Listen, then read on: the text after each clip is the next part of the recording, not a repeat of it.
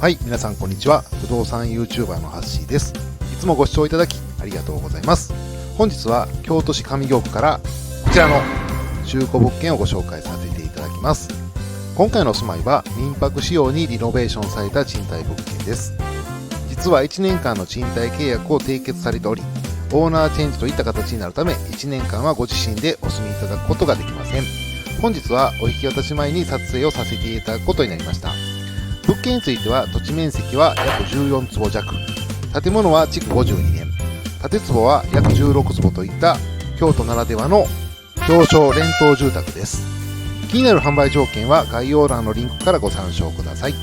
そんなわけで本日はこちらの民泊仕様の賃貸物件の室内をご紹介させていただきます。ぜひ最後までご視聴のほどよろしくお願いいたします。それでは行ってみよう。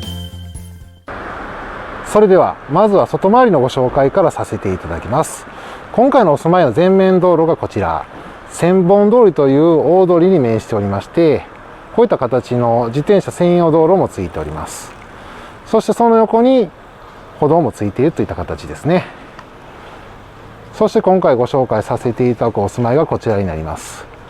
景観法の関係で窓につきましてはこういった形の面格子がついているといった形ですね。普通の、物件とかであればシャッター窓とかいうケースが多いんですけども、この辺りはね京都の景観を意識してこういった縦型のね格子になっております。それでは早速気になる室内を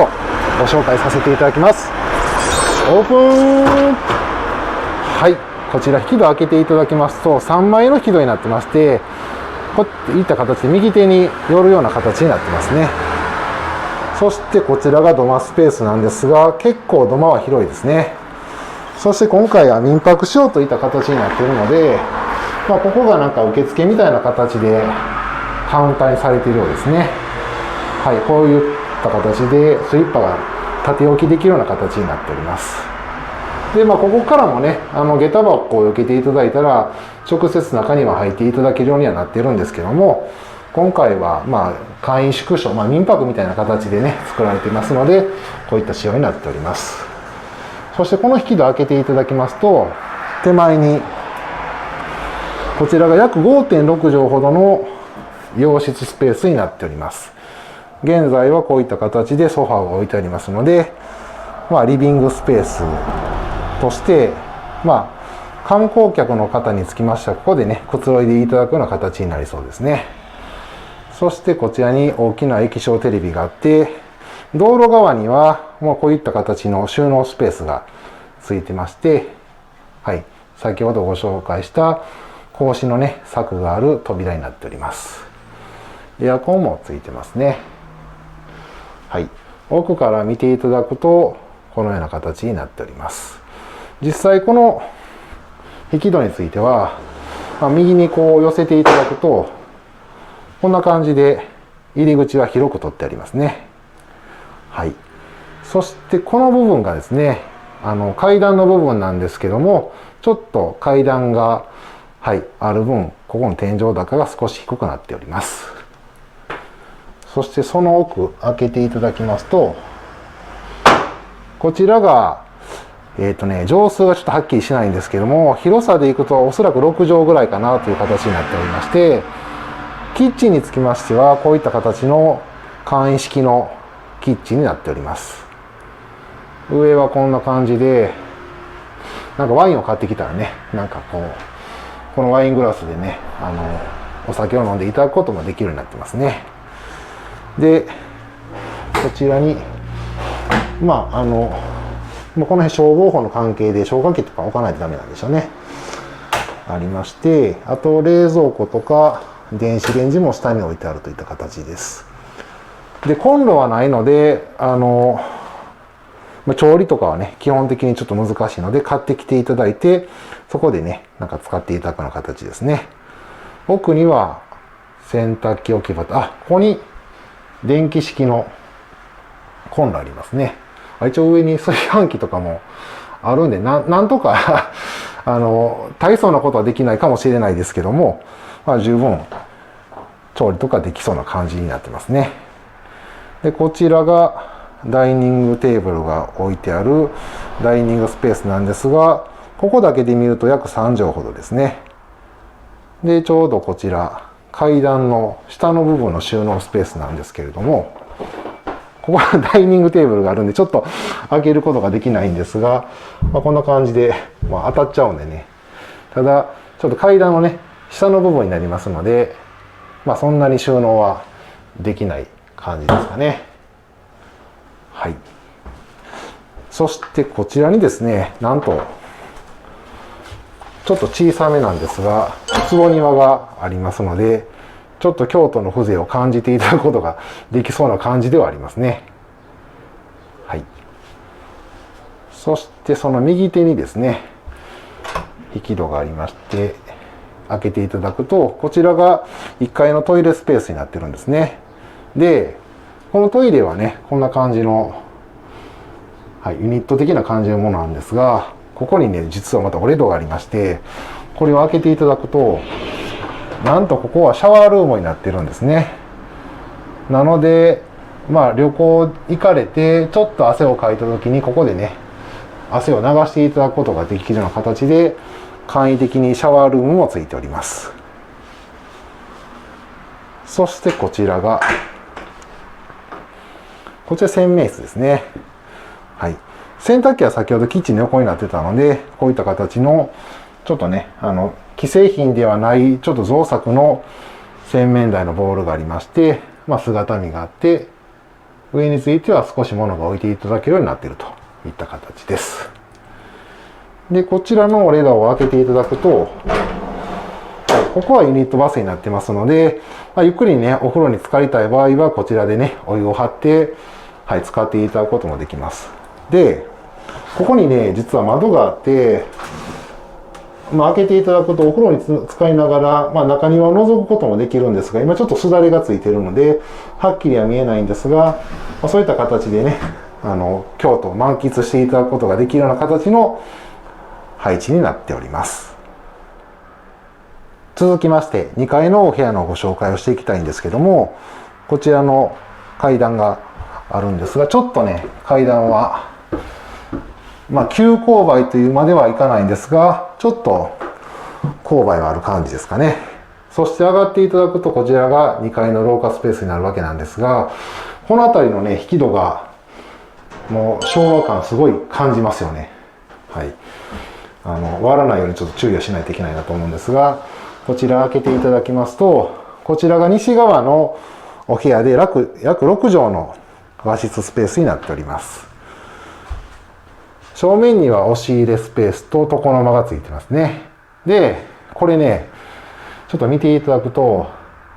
ちょっと動画では分かりにくいかと思うんですが、結構天井高が低くてですね、高さでいくと約2メーターぐらいの高さになっております。で、こちらの押し入れ開けていただくと、こんな感じで、今ちょっと扇風機があるんですが、上の方にはですね、こういった形でパイプハンガーがついてるんで、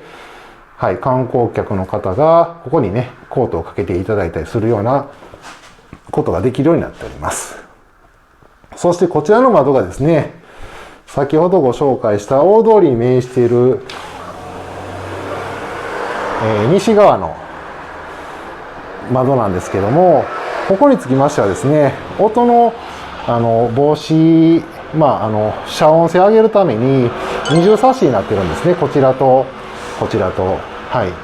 で、手前は一枚板なんですが、内側につきましてはペアガラスになっているといった形で、これをね、閉めていただくと、だいぶ音は軽減されるので、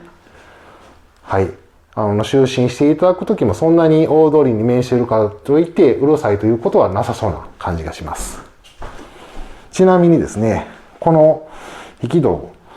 開けていただいて、こちらもね、こう開けることができるんですが、そうなるとちょっと階段から直接出入りできてしまうんで、ちょっとここはね、落ちてしまう可能性もあるんで気をつけていただいた方が良さそうですね。そしてこの廊下側の一番奥、こちらの片引き扉開けていただくと、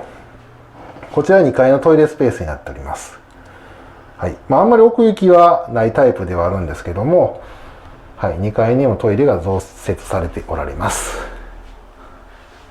そして最後はですね、こちらのお部屋なんですけども、ちょっとこの広が多い。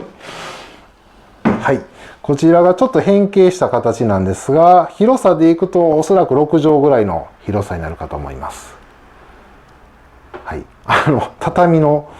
お部屋に、ルンバ的な掃除機が置いてありますね。ロボットがありますね。はい。畳でもこういったロボット掃除機って役立つんでしょうか。ちょっとうちにはないので何とも言えないんですが、ちょっとこういう変則的なお部屋になっております。そしてこちらにですね、押し入れがありまして、ちょっとお布団がありましたけど、ちょっと綺麗に畳まれてなかったですね。はい。ちょっとその辺は目をつぶっていただいて。はい。で、奥から見ていただくと、こんな感じになっております。窓を開ければ風は通るんですけども、ただ、やはり交通量が多い道路に面しているので、ちょっとその辺のね、排気ガスとかはちょっと気にしないといけないかもしれません。そしてこちら東側につきましては、こういった木製のバルコニーがついておりまして、1階の坪庭が上から望めるような形になっています。ただ、これね、もみじの木かな。だいぶ大きく育っているので、上から眺めてもあんまりパッとはしないですね。そしてこのバルコニーから入っていただけるこの物入れスペースがあるんですが、これ開けていただくと、ここはそのお宿的なところでお布団が格納されているスペースのようですね。はい。結構奥行きはあるので、荷物はたくさん置いていただくことはできそうですね。はい。ちなみにバルコニーの屋根の部分はこういった形で木で組んだ形になっております。はい。ということで以上が京都市上京区千本通り沿いにございます民泊向けの戸建て住宅となっております。はい、ということでいかがでしたでしょうか。最後に現地から徒歩16分ほどで行ける二条城の周辺を歩きながらご紹介したお住まいのまとめをさせていただきます。今回のお住まいも狭小住宅でありますが、民泊として泊まるにはちょうどいい広さ、イノベーションとなっていましたね。外観も京都らしくて良かったと思います。立地もそれなりにお店も多い場所なので、観光客の方にとっては外食等にも困らない立地だと思います。ご自身で住むにはちょっとも部屋の広さが物足りない感じがしますけども、民泊としてみればそんなに悪くないと思うんですが、やはり観光客の激減がかなり尾を引いているように感じます。早く賑わっていた頃の京都に戻ってほしいですね。そんなわけで本日は京都市上京区より民泊向け坪庭付きリノベーション物件をご紹介させていただきました。動画をご視聴いただき、実際に内覧してみたいと思っていただけましたらこちら。弊社のフリーダイヤルまたは LINE 公式アカウントよりお問い合わせください。その他売却したい不動産をお持ちの方からのご相談もお待ちしております。遠方の方でもオンラインにて対応いたしますのでお気軽にお問い合わせください。最後にご覧いただいてのご感想をコメント欄に、チャンネル登録以上に高評価ボタンを押していただけると次の動画の励みとなりますので、ぜひポチッとよろしくお願いいたします。本日の一句、住むよりも泊まるが嬉しい住まいかな。本日もご視聴いただきありがとうございました。